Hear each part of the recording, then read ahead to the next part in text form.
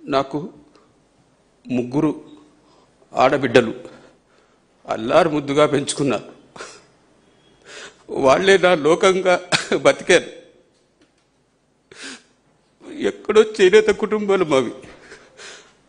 ఆర్థికంగా బలహీనమైన కుటుంబాల నుంచి మా జీవితాంతం కష్టపడి వాళ్ళ చదువుల కొరకు వెచ్చించి వాళ్ళే మా జీవితం అని చెప్పి మేము మా పిల్లల్ని ఎక్కడ మెరిట్ వస్తే అక్కడికి వెళ్ళి చదివించుకొని అక్కడే సెటిల్ అయిపోయినాం. మేము ఇప్పుడు కర్నూలు నుంచి దాదాపు మేము 1999 నుంచి అక్కడే సెటిల్ అయ్యామండి. నేను చేసుకున్నది కూడా నా భార్యది ఎమ్మెగనూరు. అక్కడ మా 1000 కుటుంబాలు ఉన్నాయి.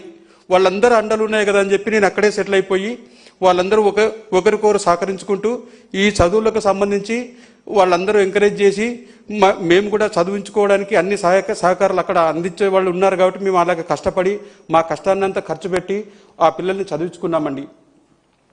ఇప్పుడు పీజీ సీట్ కొరకు అని చెప్పి రాజమండ్రి జిఎస్ఎల్ మెడికల్ కాలేజీలో మెరిట్లో సీట్ వస్తే ఇంత దూరం కర్నూలు నుంచి ఇంత దూరం ఒక ఆడపిల్లని పంపించాలంటే మనకేమి ఒక డాక్టరు మంచిగా తయారయ్యి మన ఇంటికి వచ్చి మన భవిష్యత్తు బాగుంటుంది కదా, పిల్లల భవిష్యత్తు బాగుంటుంది కదా అని చెప్పి ఎన్నో ఆశలతో మేము ఇంత దూరం పంపించడం జరిగింది. కానీ ఈరోజు మాకు జరిగిన అన్యాయం ఎంత ఘోరం జరిగింది మీకు అందరికి తెలుసు కదండి.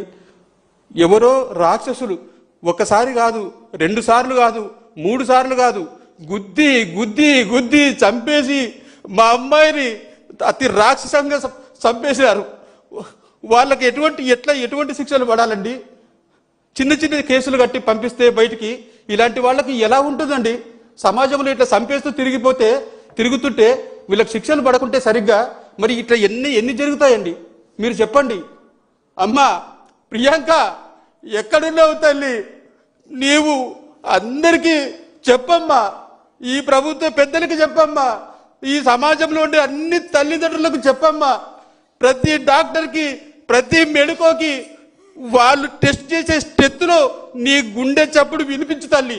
ఈ సమాజంలో ఉన్న అమ్మలకి, అక్కలకి, తల్లులకి, అన్నలకి, నాయనలకి చెప్పమ్మా. చెప్పి వాళ్ళకి ఖచ్చితంగా శిక్ష పడేలాగా, మరణ శిక్ష పడేలాగా, వాళ్ళకు మరణ శిక్ష పడే వరకు నువ్వు మా అందరిలో నిండి నువ్వు చెప్పమ్మా. అందరికీ కాళ్ళు చేతులు మొక్కి వేడుకొని చెప్పు తల్లి. వాళ్ళకు శిక్ష పడే వరకు మా ఎండ ఉండు తల్లి. నువ్వు బతికే ఉన్నావు తల్లి. మా అందరిలో ఖచ్చితంగా వాళ్ళకి శిక్ష పడే వరకు నువ్వు ఉండాలమ్మా. అందరికి నీ బాధని వెలిపించమ్మా. అందరి పెద్దలకు నువ్వు వినిపించమ్మా నీ బాధని తల్లి. ఈరోజు మా బాధను చెప్పుకోవడానికి ఇక్కడ వచ్చినాము. మేమందరూ ఎవరైతే మాకు న్యాయం చేస్తారో వాళ్ళందరూ కూడా వచ్చి మా కొరకు ఎవరైతే న్యాయం చేయడానికి ముందుకు వస్తారో అందరికీ వేడుకుంటున్నాం మేము. మమ్మల్ని దయచేసి మా కుటుంబానికి న్యాయం చేయండి. మాకు న్యాయం అంటే వాళ్లకు మరణశిక్ష పడాల్సిందే. వాళ్ళకు మరణశిక్ష పడితేనే మా అమ్మాయికి శాంతి, మాకు కూడా శాంతి. వాళ్ళకు మరణశిక్ష పడేంత వరకు మేము పోరాడతాం. ఈరోజు యాక్సిడెంట్ జరిగిన రోజు 2 రోజులు రాత్రికి రాత్రే బయలుదేరి వస్తే 2 రోజులు అక్కడే హాస్పిటల్లో ట్రీట్మెంట్ ఇచ్చారు. అంతవరకు మాకు ఒక ఎఫ్ఐఆర్ లేదు. ఎఫ్ఐఆర్ ఏం రాశారు, ఏం సెక్షన్లు పెట్టారు, దాని మీద నాకు సరైన అవగాహన లేదు. నేను లా చేయలేదు. కనీసం వాళ్ళ ధర్మం ఉండదా? అవునండి మీ అమ్మాయికి ఇలా యాక్సిడెంట్ అయింది, ఇలా కేసు కట్టామని చెప్పొచ్చు కదా. అది ఇన్ఫర్మేషన్ లేదు. చివరికి బతకదని చెప్తే హైదరాబాద్ కిమ్స్కి తీసుకెళ్ళాము. అక్కడికి వెళ్ళిన తర్వాత కూడా మేము ఫోన్ చేస్తే ఈ సిఐ గారు, ఇప్పుడుండే సిఐ గారు బాజీలాల్ గారు అంట, ఆయన ఫోన్ చేస్తే లిఫ్ట్ చేయలేదు. లిఫ్ట్ కూడా చేయకుండా మాకు కన్న తల్లి తండ్రులం మేము. మాకే ఇన్ఫర్మేషన్ లేకుంటే ఎలాగండి? ఏం చేస్తున్నట్టు? ఏం కేసులు కడుతున్నట్టు? అసలు మాది లోకల్ కాదు ఇక్కడ.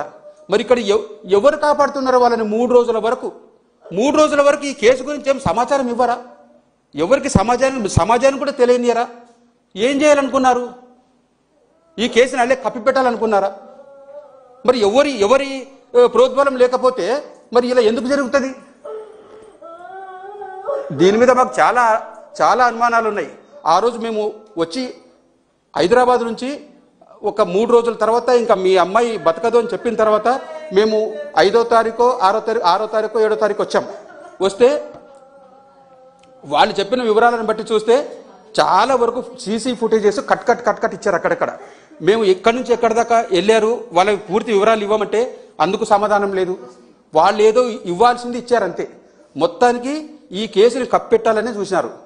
మరి దీనికి ఎవరు అండదండలుగా నిలిచారు, ఏం చేస్తున్నారో మాకు అర్థం కావడం లేదు ఇప్పటికీ.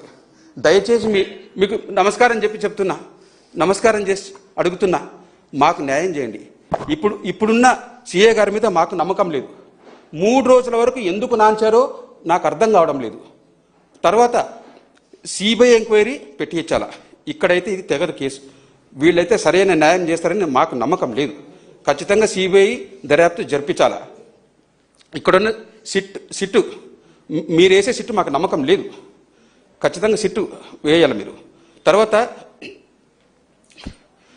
పోలీసులు సరిగ్గా ఇన్ఫర్మేషన్ ఇవ్వకపోవడం అనేది మాకు అనేక అనుమానాలకు దారితీస్తుంది.